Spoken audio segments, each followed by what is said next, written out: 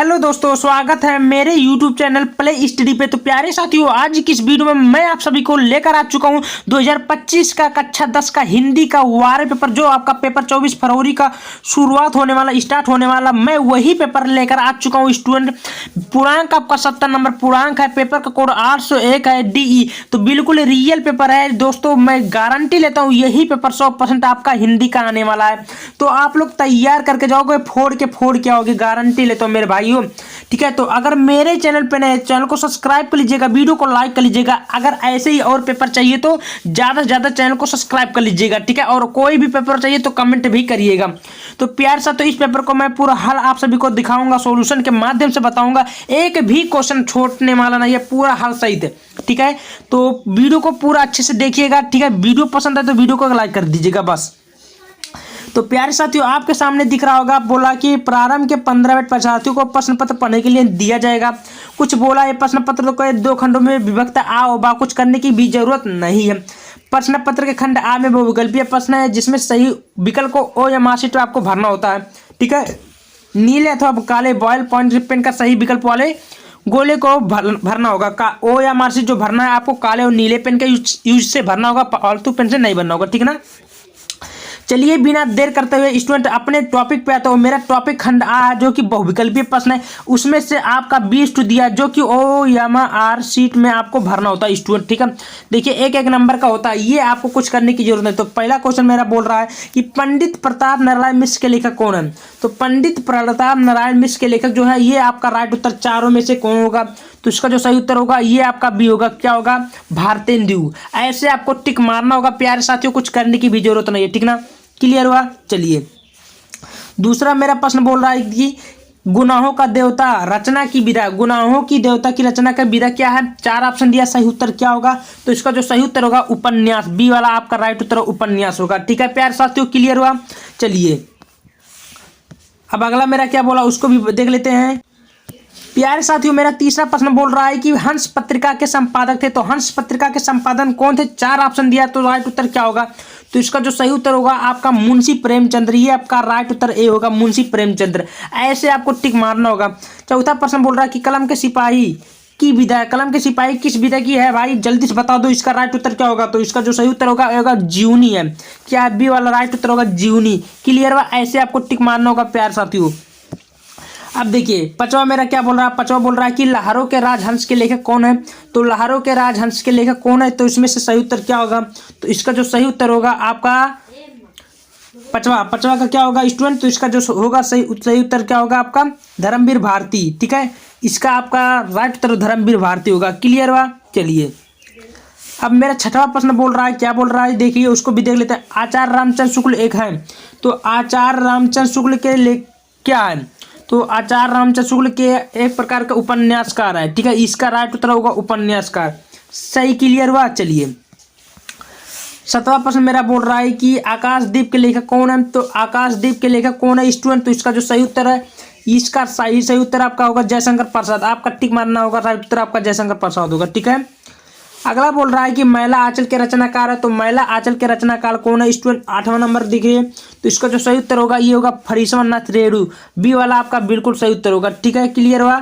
चलिए अब स्टूडेंट मेरा 9वां प्रश्न क्या बोल रहा है उसको भी देख लेते हैं आसानी पूर्वक से।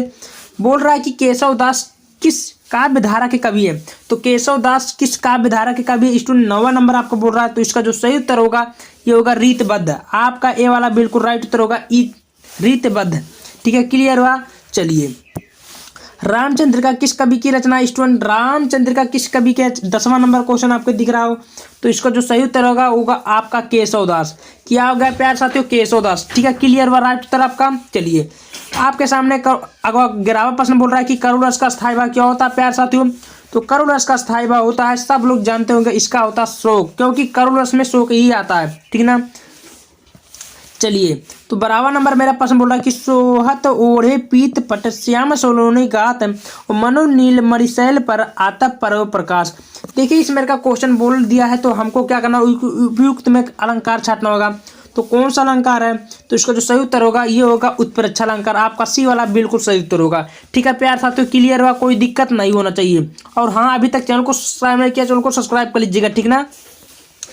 चलिए 16वां नंबर 13वां बोला कि रोला छंद में कुल कितने चरण होते हैं। तो रोला छंद में प्यारे साथियों कुल 4 चरण होते हैं। कितने चरण? 4। आपका सी वाला बिल्कुल सही उत्तर होगा। ठीक है, क्लियर हुआ। चलिए 14वां बोला कि अधिग्रहण शब्द में किस उपसर्ग का प्रयोग किया जाता है, जो कि 1 नंबर के बोला। तो अधिग्रहण शब्द में किस उपसर्ग का प्रयोग करते हैं? तो इसका जो सही उत्तर होगा ये होगा अधि, या आपका राइट उत्तर भी होगा अधि। क्लियर हो प्यार साथियों। चलिए बहुत बढ़िया। अब मेरा अगला प्रश्न बोल रहा है, देखिए अगला मेरा क्या बोला उसको भी देख लेते हैं। गंगा, क्या बोला है कि गंगा शब्द का पर्यायवाची है। गंगा का पर्यायवाची क्या है स्टूडेंट? 15वां नंबर बोला है। तो गंगा का पर्यायवाची शब्द आपको पता होगा, ये होगा मंदाकिनी। इसका राइट उत्तर होगा मंदाकिनी। क्लियर हुआ।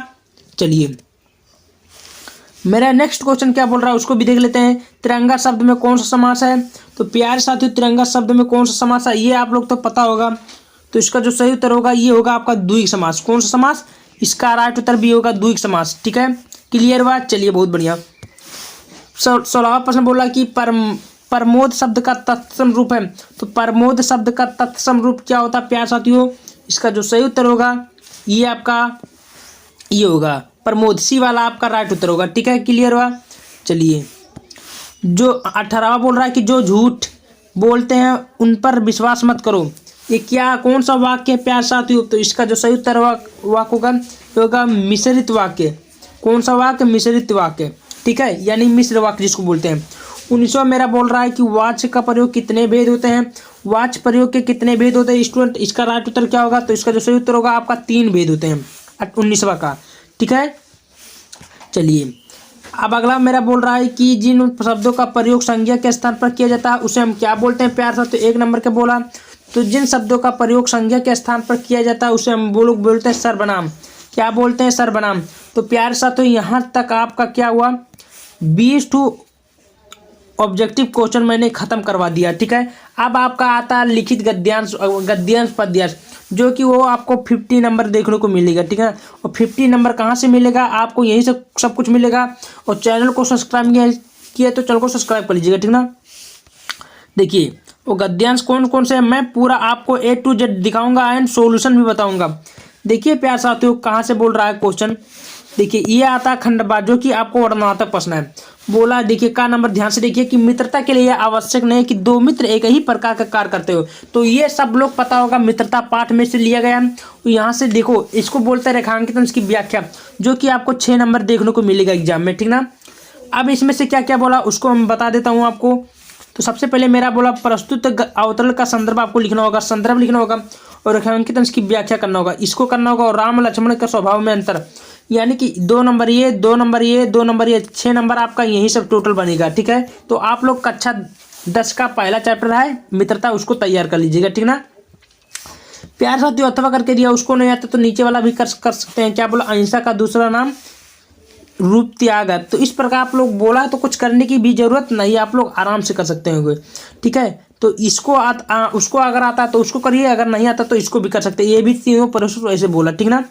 चलिए देखिए अब मेरा अगला प्रश्न बोल रहा है कि दूसरा, ध्यान से देखिए कि दिए गए पद्यांश पर आधारित 3 प्रश्नों को उत्तर दिए। पद्यांश जो कि 6 नंबर आपको देखने को मिलेगा प्यार साथियों। अतुलनीय जिसके प्रताप का साक्षी है प्रत्यक्ष दिवाकर। तो इस प्रकार बोला कुछ करने की भी जरूरत नहीं है। ठीक ना, तो आप लोग भी आराम से कर सकते हैं। देखिए उसका पूरा वो पद्यांश कहाँ पर है? यहाँ पर है। घूम घूम कर देख चुका है जिनकी निर्मल कीर्ति निराकर, देख चुके हैं जिनका वैभव ये नभ के अनंत त्रागण है। तो इस प्रकार आप लोग बोला तो कुछ करने की जरूरत नहीं, आप लोग कर लीजिएगा स्टूडेंट। ठीक ना।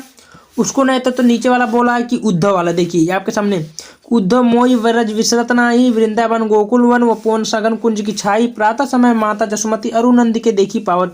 तो इस प्रकार बोला तो आप लोग आराम से कर लीजिएगा, कोई झंझट नहीं है। ठीक ना।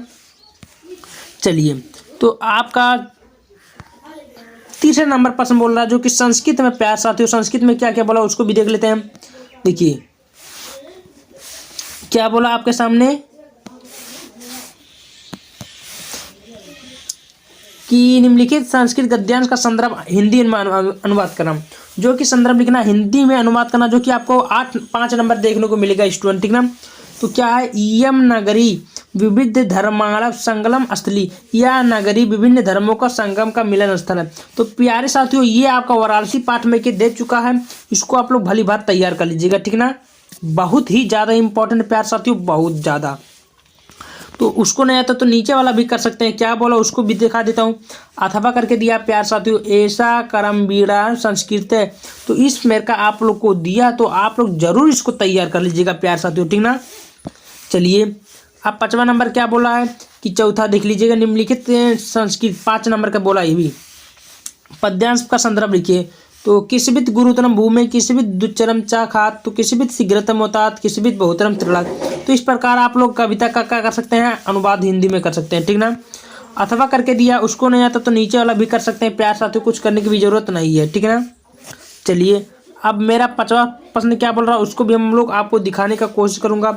देखिए कि अपने पठित खंडकाव्य के आधार पर निम्नलिखित प्रश्नों को किसी एक प्रश्न का उत्तर दीजिए, जो कि आपको 3 नंबर का उत्तर देना होता।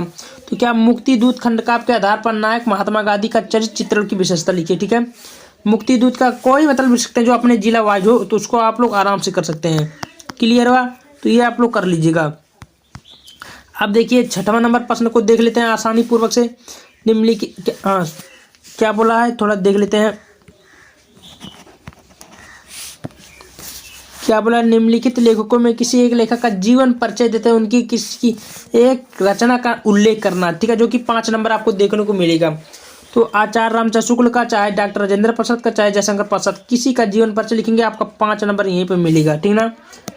चलिए खा बोल रहा है कि निम्नलिखित कवियों में किसी एक कवि का जीवन परिचय देते उनकी प्रमुख रचना का उल्लेख करें।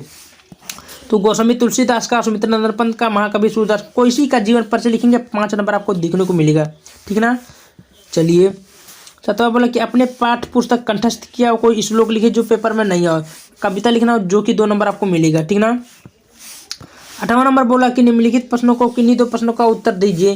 तो प्यार साथियों, पुरुराजा का आश्रित पुरुराज कौन सा, बीरा केन पूजते, कुत्र मरलम मंगलम भवती, चंद्रशेखर का आश्रित। तो इसमें का आपको बोला, तो ये आप लोग जरूर तैयार कर लीजिएगा प्यार साथियों, कुछ करने की जरूरत नहीं है, ठीक ना।